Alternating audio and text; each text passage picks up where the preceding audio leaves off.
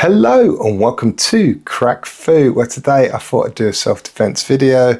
I've got footage of a confrontation. I thought we'll watch it, we'll go back through it again, and I'll just strip it down. What I like, what I don't like, what could have been done differently. Let's watch it. This is I just broke up with her 2 days ago. And so? Okay, and so? I don't know you. And so you don't know me, but you don't know who I am! Aiden, I'm calling your mom. I don't know you, bro. I'm You don't know me? Can you But please, yo, yeah? tell me it's not my girl's ass, fucking... Aiden, Hector. Aiden, I'm calling your mom. Stop. Aiden,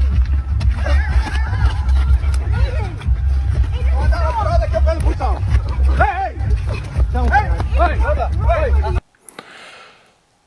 So let's break it down a bit. Got slightly bigger guy, ex-partner of this girl, and the smaller guy chatting up this girl. He doesn't like what's going on. We don't have any context to what led up to the breakup or what's led up to these two in this situation. All I will say, right, guys, if someone breaks up with you, they've broken up with you, by all means, if you think you can sort things out, get back together with them, try it. If they're out and they're being chatted up and they're enjoying it and they're into it, it's really time to just move on. Like, she doesn't want to be with you anymore. You're only ever going to get embarrassed. Even if you were to beat the other guy up, you're just going to be a bully. You're hardly going to win her back, are you? You're hardly going to go, oh wow, that's the guy for me, the guy that went and beat up this other person that I was quite into. Anyway, let's go from the self-defense situation of the slightly smaller guy being confronted by this larger, drunk, aggressive guy. This is I just broke up with her 2 days ago. And so? Okay. First thing I'm going to say is, obviously, if you're in that situation, someone's being aggressive and violent and you don't want to get into a fight, it's probably best not to just go, so, after they tell you some information. It's only going to wind them up even more. I'm not here to get into the ins and outs of who's right, who's wrong. Obviously, I believe that there's no situation where taller guy, bigger guy is in the right. Sort it out with your ex-partner. This guy's got nothing to do with it other than he likes your ex-partner. And so? I don't know you. And so you don't know me, but you don't... Smaller guy, if it was me, I'd be trying to engage the guy in conversation, try to de-escalate. You should always avoid it, the situation, if you can. I'd say in this situation, he's kind of been dropped into it. Avoiding it isn't an option. The next best thing to do is de-escalate. Now, saying so isn't really going to cut it. That's only going to wind it up. That's going to escalate the situation. What would you say in that kind of situation? Maybe, I don't know, that must suck. I'm sorry to hear that. Maybe we can talk about this. So, not a great thing to say. Know who I am! Aiden, I'm calling you. Now, the ex-partner is getting in the middle of them. Women who aren't physically that strong. I've worked with like female bouncers who can get stuck in there with the best of them. So obviously I'm not counting people that have experience in this kind of situation, but you might think you're doing well by getting in between two men. What it does, like, two people coming together, like if you're in each other's space, you've got fight or flight going on in that battle there, as soon as you introduce a bit of space, get somebody else in there, it now gives this other person a bit of bravery. They've got this gap. He becomes bigger, he becomes angrier. Plus, she's kind of part of the catalyst to this, and it's probably best, you know, she might have been better just keeping out of it altogether, go and finding somebody else who could maybe break it up. Yeah. I don't know you, bro. I'm You don't know me. Can you Like, please? yo, Yeah. dude, now my girl's at fucking. Brother. What I really like about this situation is the fact that the guy is keeping his distance. He's not, again, with the fight flight thing, if you can get someone slightly nervous and give them an out, it's going to make them think twice about swinging. If you did a whole, you know, get your face to face, like, oh yeah, you want to go, you know, it can quite often trigger a fight response. The other thing being, the closer you are to the person, the more likely it is you're going to get hit. If you're face to face, someone swings from down here, you're not even going to see it. You're definitely not going to be able to react in time. He's backing away, he's keeping distance, and what I really like, he's in Tai Chi, we call it, you know, stick-in sensitivity. He's got hold of the guy. We see it in boxing, we see it in MMA, see it in Muay Thai. If you get a hold of that, it's like whiskers, you know, you can feel the motion coming. You can feel much better than you can see. You react to touch much more quickly than actual sight. Aiden. And here we have what I often talk about, which is a preemptive strike. The guy's been shouting, he's aggressively moving forward. I say, little guy, perfectly valid response is, I'm going to defend myself again. I've tried to keep distance, I've tried backing away. He's coming at me aggressively. I am not going to let this bigger person take a swing at me. Preemptive strike drops him, which is good. But from there, if you've got some jiu-jitsu, if you've got some wrestling, you can move in and pin the person, hold them down. There's nobody else there that could really jump in and start wailing on you as well. So grappling would be a great thing to do from here if you've got the training to subdue this person until people can come and break it up properly. He's getting up, he gets dropped again. But here we go. Weight divisions are there for a reason. He's got to his feet, he's now swinging back. Smaller guys going in for a grapple.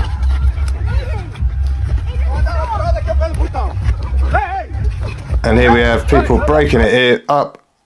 I think they might be security. There's certainly people that knew, you know, one's gone to the smaller guy, one's gone to the bigger guy. They're creating that distance to separate, get them away from each other, get that confrontation ended. There's nothing worse than when you've got two people fighting,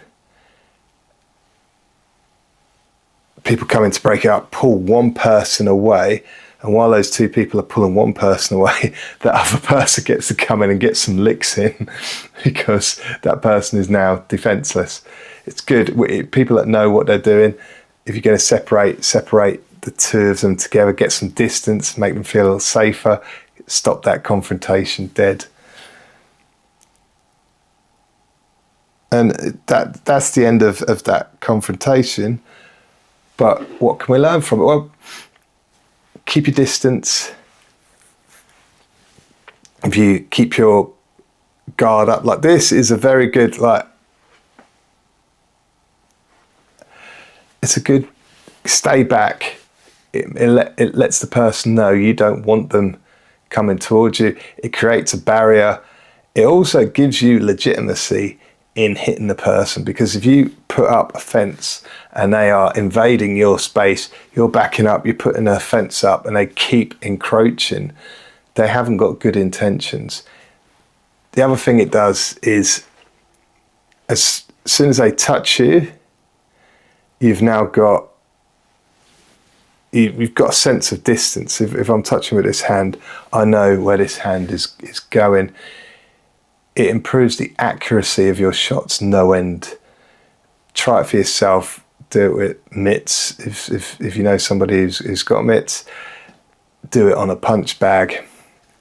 Just walk up to a punch bag cold, hit it. Now put your hand there and then hit it. The difference is immense. Grappling is great if you get someone to the floor and you want to subdue them and it's safe to do so. I'd always recommend knee on belly in these situations, because it gives you a chance to still be able to look around and move if you have to, and you're still in a good position to hit that person if they're still trying to get up and cause you physical harm. Most importantly, try and de-escalate. Even if the person is massively in the wrong, it's always better to try and back down a little bit, talk to them, try and get them to move on, to avoid actually getting into that confrontation in the first place. Being honest, I think looking at this, that guy wanted it from the start. I don't think there's that much that could have been done. Maybe a bit of a verbal fence, maybe telling him exactly what would have happened to him if he was to keep coming forwards. We're not going to know. But yeah, I liked the hands. He was touching him. I prefer to keep them up here, protecting your face. It acts like a guard. It also keeps the upper body where you can push them away. But holding hands, that's good. You can stop the person from punching you. You can feel the punch coming. I like it. When the fighting actually starts, you can see, because at first I thought this guy's got some training, because he kept that distance and he had his arms out. He was, I thought this guy knows what he's doing. When they started punching, that first hit, good hit, dropped him. But then when they actually start swinging at each other, it is this kind of arm swings, not even with the body.